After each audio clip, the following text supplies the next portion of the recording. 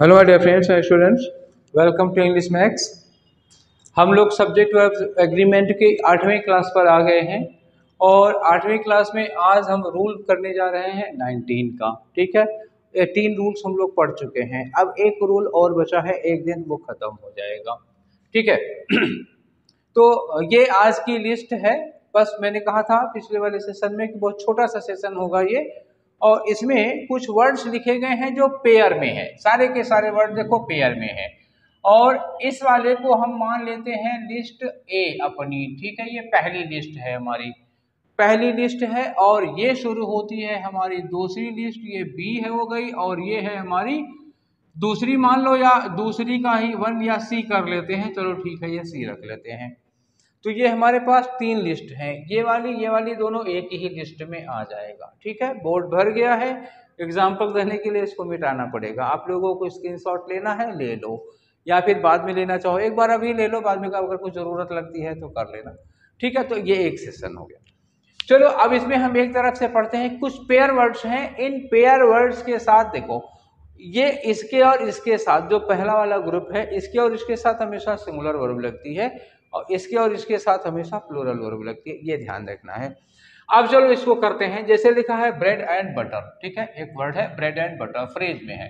तो bread and butter अगर एक साथ लिखा हुआ तो इसका मतलब एक स्टेपल फूड होता है। ब्रेड एंड बटर दो अलग अलग मत समझना कि ब्रेड और बटर दो चीजें हो गई तो अब हम प्लूरल लगा दें, नहीं, वो एक भोजन में यूज होता है और ब्रेड एंड बटर एक साथ यूज होता है। ठीक है, तो ब्रेड एंड बटर को हम सिंगुलर कहेंगे, प्लूरल नहीं कहेंगे। ब्रेड एंड बटर हो गया, राइस एंड करी हो गया। ठीक है, राइस एंड करी समझ लेना, सब्जी चावल।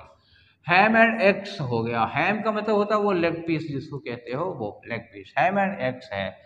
एग्स एंड बेकन है, तो एग्स एंड बेकन, बेकन क्या होता है, पोर्क होता है, सुअर का मांस होता है, ये हो गया। Slow and study, slow and study का मतलब क्या होता है, स्लो मतलब धीमा किंतु निरंतर। कछुआ और खरगोश वाली कहानी पता होगी ना, तो कछुए और खरगोश वाली कहानी में जो खरगोश है वो फास्ट है पर ये रेगुलर है, कछुआ स्लो है लेकिन स्टडी है, ये हो गया।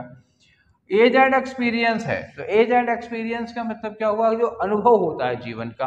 एज और एक्सपीरियंस दो अलग अलग वर्ड नहीं है, ये एक फ्रेज है, और एज और एक्सपीरियंस को एक साथ लिया गया है, एक साथ लिखा गया है।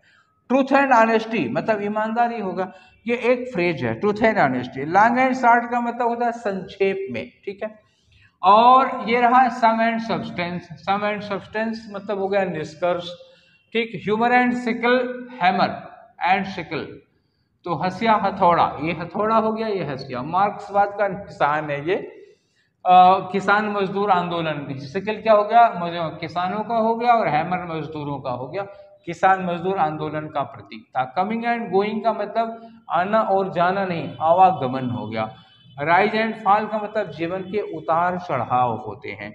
स्क्रीमिंग एंड साउटिंग मतलब चिल्लकों, चीख पुकार, ये होता है। Coming and going, coming and going का मतलब क्या हुआ, आना और जाना, आना और जाना, ये कमिंग एंड गोइंग हो गया, आवागमन हो गया। हार्स एंड कैरियर्स का मतलब क्या हुआ, घोड़ा और गाड़ी, तो घोड़े को हम अलग और गाड़ी को अलग कंसीडर नहीं करेंगे, घोड़ा और गाड़ी को हम क्या लेंगे, एक में लेंगे, एक में ही मानेंगे उसको। Crown and glory, crown and glory का मतलब क्या हुआ, क्राउन कौन हो गया, राजा का मुकुट हो गया, ग्लोरी हो गया उसका यश, उसका मान सम्मान। तो क्राउन और ग्लोरी को हम अलग अलग वर्ड नहीं मानेंगे, क्राउन और ग्लोरी एक में ही मानेंगे, एक ही है। अब इतने वर्ड हैं, ध्यान रखना, ये सारे के सारे वर्ड क्या है, सिंगुलर हैं, पेयर में है, सब में एंड लगा हुआ है। देखो तो सब में एंड लगा के जोड़ा गया है, लेकिन ये कोई भी प्लूरल नहीं है, सबके सब सिंगुलर है। कितना जलेबी छनवाओगे मुझसे, सब में वही है। ठीक है, तो एंड लगा के जोड़े हुए दो वर्ड हैं, बट इन दोनों को मिला के एक वर्ड कंसीडर किया जाएगा, एक फ्रेज है, क्योंकि वो दो अलग अलग तत्वों को या दो अलग अलग चीजों को इंडिकेट ही नहीं कर रहे हैं।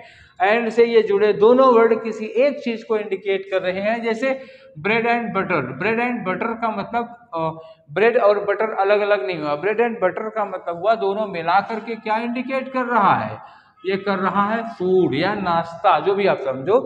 इसलिए इन सब के साथ हम वर्ब कैसे लगाएंगे, हमेशा सिंगुलर वर्ब यूज करेंगे। अब यहाँ आ जाओ, time and tide, time and tide हो गया, यहाँ भी एंड लगा है, फायर एंड वाटर है, यहाँ एंड लगा हुआ है, गोल्ड एंड सिल्वर है, यहाँ एंड लगा हुआ है। अच्छा है तो यहाँ पर भी एंड लगाकर इन दोनों को जोड़ा गया, लेकिन इन सब के साथ जानते हैं कैसी वर्ब यूज की जाएगी, इन सब के साथ प्लूरल वर्ब यूज की जाएगी। पर ये बात आप ध्यान में रखिए, इनके साथ प्लूरल वर्ब लगनी है। और ये जो दोनों लिखे हुए हो इन दोनों के साथ कैसी वर्ब लगानी है, हमें इन दोनों के साथ ही सिंगुलर वर्ब लगानी है। और ये है फादर एंड मदर, एक पारिवारिक जोड़ा है, इसको रटने की कोई जरूरत नहीं पड़ेगी, आप केवल ये तीन रटिए बस। ये तो घर के रिश्ते हैं जी, इसको तो ऐसे ही समझ जाओगे। फादर एंड मदर है, अब ये ले लो ब्रदर एंड सिस्टर हो गया, brother and sister. Uncle and aunt लिख लो, और क्या, ये पूरा हो गया। सन एंड डॉटर हो गया, सन एंड डॉटर हो गया, लो पूरा कर दिया। हस्बैंड एंड क्या होगा, बोलो, सबको पता है, हस्बैंड एंड वाइफ हो गया। नेफ्यू एंड नीस, भतीजा भतीजी, ये हो गए। तो ये परिवार के, एक घर के रिश्ते हैं, लेकिन फादर एंड मदर एक नहीं होगा ना, ये इनके साथ भी कैसी वर्ब लगानी होगी, हमेशा इनके साथ प्लूरल वर्ब लगानी है। ठीक समझ गए। ये time and tide, fire and water, gold and silver, इनके साथ प्लूरल, और घर के रिश्तों में जो पेयर बनता है वो प्लूरल, बाकी इधर वाले जितने हैं इन सब के साथ सिंगुलर लगेगा। ठीक है, क्योंकि ये किसी एक चीज को इंडिकेट करते हैं, ये दो अलग अलग चीजों को इंडिकेट करते हैं। समझ में आया। चलो एक दो एग्जाम्पल देखते हैं इसका, फिर मैंने कहा ही था ये सेशन छोटा सा होगा और जल्दी खत्म कर देंगे। ठीक है, तो यहां से हम आपको 2-3 एग्जाम्पल दे देते हैं बेस, बस उसके बाद ये काम यहीं पर खत्म हो जाएगा। फिर एक दिन का सेशन बचेगा आपका, जिसमें हमें ये बताना रह गया है कि ये जो अभी तक हम लोग पढ़ते आए हैं 19-20 रूल्स में, वो कब ऐसा है कि लागू ही नहीं होगा। कभी ऐसी भी सिचुएशन आती है कि जब सब्जेक्ट वर्ब एग्रीमेंट का रूल लागू नहीं होता, फेल हो जाता है, तो वो सिचुएशन, एक्सेप्शन आपको बताना पड़ेगा कब वो नहीं लगता है। एक सेंटेंस मैंने लिखा यहाँ पर, जैसे सपोज करिए आप कि rise and fall, rise and fall, ठीक। उसके बाद हमने कहा इज या are common phenomena, common phenomenon of our life, ये सेंटेंस लिखा, ये पहला आपका क्वेश्चन है। उतार चढ़ाव, राइज एंड फॉल, सबके देखो, सबकी जिंदगी में लगा रहता है, एक जैसी नहीं चलती, कभी उतार कभी चढ़ाव, ये सब चलता रहता है। तो राइज एंड फॉल, जो जीवन में उतार चढ़ाव है, वो हर आदमी के जीवन का कॉमन फेनोमेना है। तो आप याद करोगे कि ये राइज एंड फॉल किस ग्रुप का वर्ड है।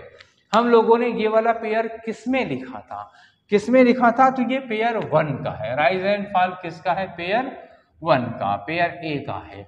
तो अगर पेयर ए का है तो इसका मतलब ये क्या था, सिंगुलर था, इसके साथ हमें क्या लगाना होगा, इज लगाना होगा। दूसरा सेंटेंस जैसे हमने लिखा, सपोज ये लिखा हो कि टाइम एंड टाइड,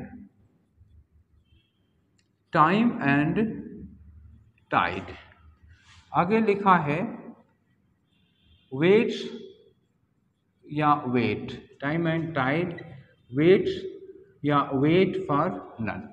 समय किसी का इंतजार नहीं करता, समय और ज्वार भाटा ये किसी का इंतजार नहीं करता। तो याद करो कि टाइम और टाइड, टाइम एंड टाइड, ये किस ग्रुप में लिखा था हमने, पहली वाली लिस्ट में कि दूसरी वाली लिस्ट में कि तीसरी लिस्ट में। दूसरी वाली लिस्ट में था टाइम एंड टाइड था, फायर एंड वाटर था, गोल्ड एंड सिल्वर था, बाकी तीसरी लिस्ट में सब घरेलू रिश्ते थे। तो टाइम एंड टाइड किसका है, लिस्ट 2 का है, ये L2 का है। तो लिस्ट 2 में जो कुछ भी था वो सब प्लूरल था। प्लूरल होने का मतलब वेट्स सिंगुलर हो जाएगा, फिर क्या लगाना पड़ेगा आपको, wait. Time and tide wait for none, waits नहीं लगाओगे, यहाँ पे क्या लगाओगे, वेट लगाओगे। या मान लो एक आध एग्जाम्पल और ले लेते हैं। सपोज करो जैसे हम कोई एग्जाम्पल इस तरह का लेते हैं, जैसे लिखा हो कि स्लो एंड स्टडी, लिखा है स्लो एंड स्टडी, ये लिखा स्लो एंड स्टडी विन या विंस द रेस। ये वही कछुए वाली कहानी है जी, कछुआ खरगोश, फास्ट भागा, रुक रुक के भागा, हार गया। धीमे भागा लेकिन लगातार चलता रहा तो वो क्या हो गया, जीत गया। तो स्लो एंड स्टडी, ये स्लो एंड स्टडी किसके लिए लिखा है, कछुए के लिए, टर्टाइज के लिए, ठीक, टर्टाइज ये है।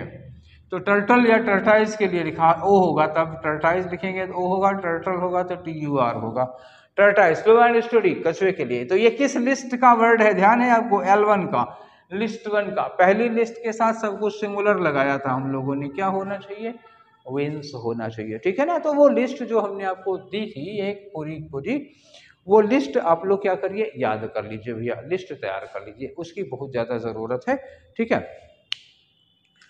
तो आप लिस्ट तैयार करिए और उस लिस्ट से बेस्ड जितनी भी इस तरह की एरर होती हैं, पेयर वर्ड वाली हैं, जैसे उसमें से क्राउन एंड ग्लोरी का कई बार पूछ लिया है, हॉर्स एंड कैरियर्स का कई बार पूछ लिया है, ब्रेड एंड बटर का कई बार पूछ लिया। जैसे सपोज करो कहीं सेंटेंस लिखा, bread and butter is the staple food of this state, इस एरिया का स्टेपल फूड है ब्रेड एंड बटर, तो bread and butter are staple food लगाओगे या इज स्टेपल फूड लगाओगे, तो जाहिर सी बात है bread and butter is staple food, bread and butter are नहीं होगा, ठीक है। ऐसे ही वो पूरे के पूरे पेयर्स आप याद कर लीजिए, मैंने समझा दिया। और 2 कैटेगरीज हैं, उसमें कुछ के साथ सिंगुलर वर्ब लग रही है, कुछ के साथ प्लूरल वर्ब लग रही है, याद कर लेना आपका काम है, बताना मेरा काम था। अब अगर आपकी कोई गलती होती है, एग्जाम में इससे एरर करते हो, तो मेरी रिस्पॉन्सिबिलिटी नहीं है, ये आपकी रिस्पॉन्सिबिलिटी है, मैंने अपना काम पूरा कर दिया। अब हमारा सेशन शुरू होगा प्रैक्टिस वाला। एक चीज और बची रह गई है इसमें, वो बताने के लिए कि कब सब्जेक्ट वर्ब एग्रीमेंट के रूल फेल हो जाते हैं, कब सिंगुलर के साथ भी प्लूरल वर्ब लगती है। एक सिचुएशन ऐसी है जब सिंगुलर सब्जेक्ट के साथ प्लूरल वर्ब यूज की जाती है, अब वो कब लगती है आज नहीं बताएंगे, वेट करिए, मिलेंगे कल वाली क्लास में जिसमें ये बताएंगे कब सिंगुलर सब्जेक्ट के साथ प्लूरल वर्ब लगाते हैं, ठीक है। तो इंतजार करिएगा, मिलेंगे अगली क्लास में, till then take care, thank you.